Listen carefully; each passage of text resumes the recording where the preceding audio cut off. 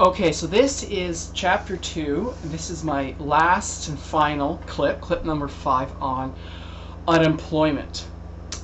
Okay, so what I basically want to do quickly is just to wrap up the key points that you need to know.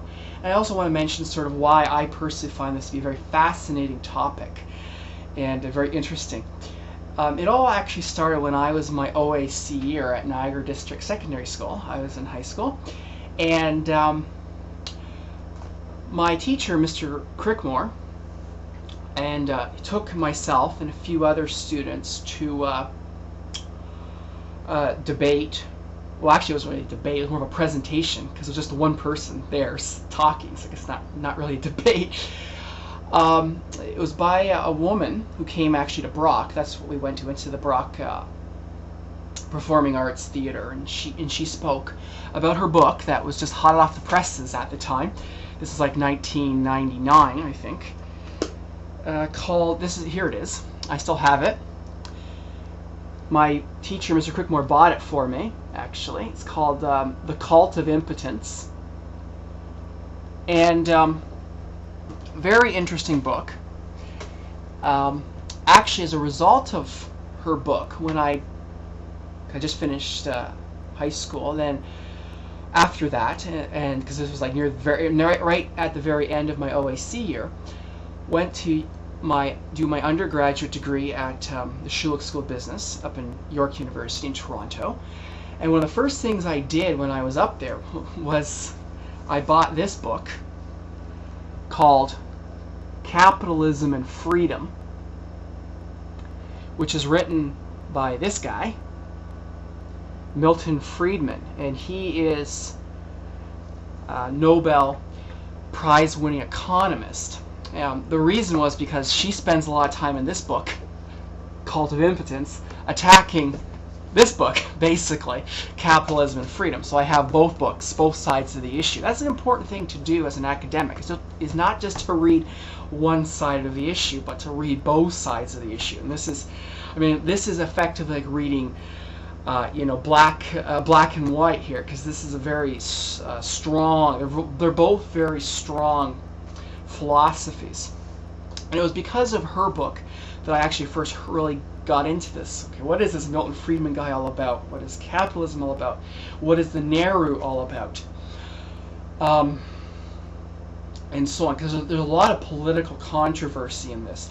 Because think about what it's saying. The NAIRU is basically, or natural rate of unemployment, which is the structural plus frictional unemployment, is basically saying there will always be maybe 5% unemployment, or 6%. This also depends upon the country as well. Right, because if a country has a lot of, let's say, social programs, like if you lose your job and they give you lots of money afterwards, and it's very generous and so on, then people might be, take longer. There might be more frictional unemployment, right? Because people might take, well, I don't have, I'm getting lots of money from the government, so I don't have to rush out and find another job, right? So they might take more time. There's not like a pressing issue. Whereas if like you have no government handouts, then it's like, oh, I better get a job right away or I'm going to starve to death, right? So that might encourage you. So this is where this all ties in with government programs, which, right, how much government spending. Your textbook calls this the fiscal policy, right? So how much government basically taxing and redistributing money or transfer payments should governments have. So that's all sort of how it all ties together. And so that's why it can be controversial, because you're saying, well, saying that you always have 6% unemployment, is that really the ideal sort of social outcome? And that's where it comes from. Part of also the reason as to why this becomes a controversial issue is because of what's called the Phillips curve. And basically, and this is also part of the reason why it's called NAIRU, the non-accelerating inflation rate of unemployment. You notice it said inflation rate of unemployment.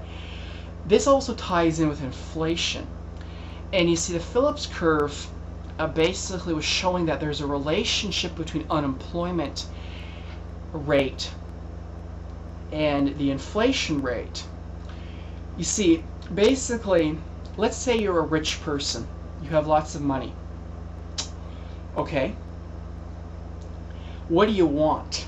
Do you want to have high inflation or low inflation? Well, the typical answer would be low. Okay? Because if you're rich, you're sitting on a mountain of money somewhere, probably invested in bonds or something. And you don't want high inflation, because what happens is you earn interest, but inflation is sort of like a hidden tax that takes away from the purchasing power of those interest payments. It lowers your real return on your bonds and investments. Okay? Let's say you're a poor person, you have lots of debt. What do you want? Do you want high inflation or low inflation? The answer is you want high inflation, right? That's what countries also sometimes do too. If they get themselves into too much debt, you just inflate away your debt, right? The idea is that, of course, if you have really high inflation, then the real cost of your debt in terms of real goods goes down, right? This is like saying, you start out the debt of $500, let's say, hypothetical, but if you have really high inflation, what that means is at the beginning of when you first took up the debt, maybe that $500 that you borrowed could buy 500 apples. Now with high inflation, $500, let's say, only buys one apple. So it's easier to pay back your debt. You don't have to give up one apple because $500 doesn't buy very much. So if you're a banker, or you have lots of money invested, you're not really a big fan of high inflation. If you're poor, have lots of debt, and then yeah, you want super high inflation, so you can basically inflate away your debt. So what the Phillips curve basically showed was there was this inverse relationship between unemployment and inflation. In other words, if you had high unemployment, you would have lower levels of inflation. And if you had low unemployment, like 1-2% unemployment, you would have high inflation. So you see, basically, you could see how this is almost like pitting sort of like social groups. You have like the rich people want the low inflation, higher unemployment scenario, whereas the other people want the high inflation,